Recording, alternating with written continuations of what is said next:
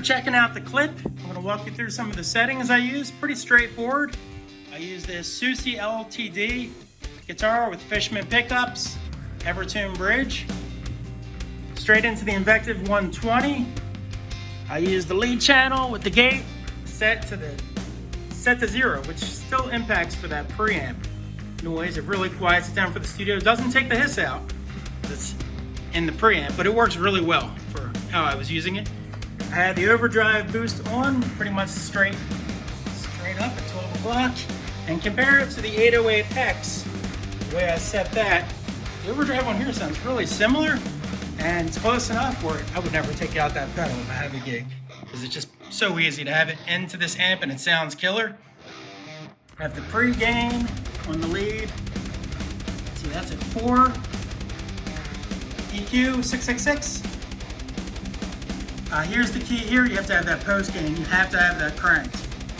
You have to have it really up. I have it up to almost 8. You probably want to go definitely past 6, 7 because the amp really fills out there. If you do it quieter and try to pump the master volume, it's going to sound like a different amp. So it really sounds big and full and fat and inspiring this way. I have the presence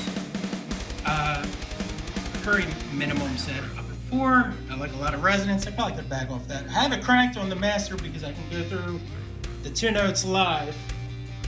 And I'm using a Fortin Beast Cream 4x12 on the 2 notes live.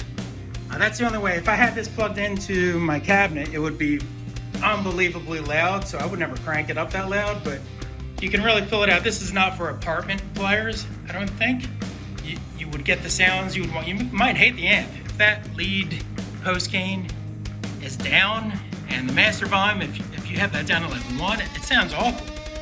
So you really have to crank it up. So some kind of load box is definitely great for recording for this, or if you have the ability to really crank it up. So I did those lead channels left to right.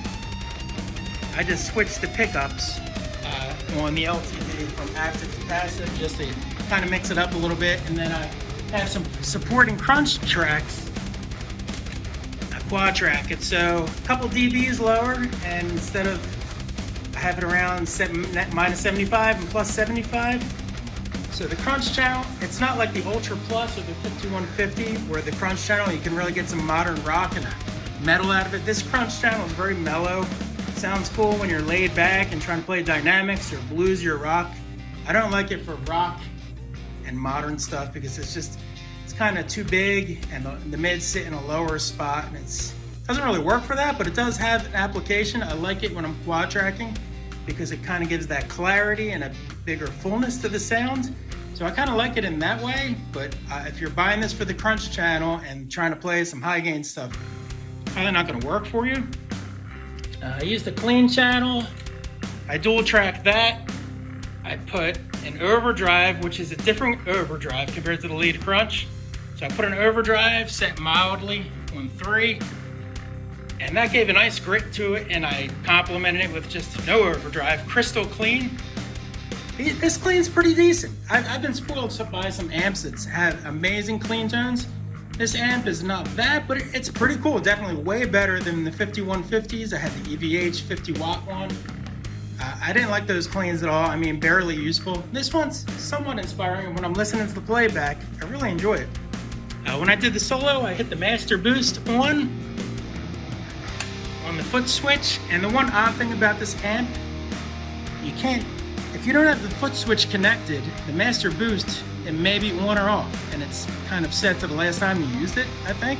It's hard to even tell unless you have an amazing ear to really know for sure where it's at. That's an odd thing. They didn't put a switch on it, saved a few bucks there. So you have to have the foot switch connected. I like the master boost off during my riffage, and then when I play the solo, I kind of like the way it fills out the sounds, but I'm going to experiment more with that. But that's the settings I used. Hopefully you liked it. Next video coming up, I have the MH, the mini head. And we'll compare it to the big head. See how that measures up. Peace!